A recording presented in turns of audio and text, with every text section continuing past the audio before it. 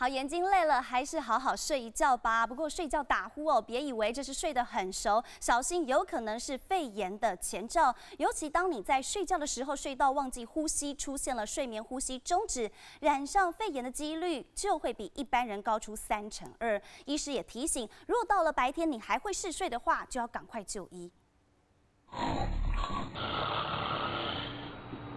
爸爸、baby 都被你的打呼声吓醒了，你怎么还在睡？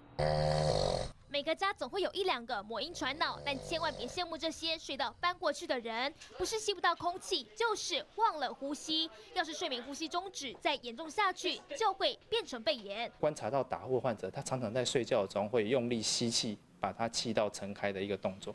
这用力吸气常常会引发把他嘴里面的口水吸进去，这种常常呛到的过程，是不是会造成他容易感染肺炎？就怕这一张口细菌也跑进肺部，睡不好还会让免疫系统变差，自然罹患肺炎的几率也会比别人多出2%。特别是50岁以上又离不开烟酒的男性，或者是中年8伏，都是高危险群。如果再加上白天嗜睡，千万要赶快就医，别再以为打呼不是问题。记者魏田、宋阳毅特别报道。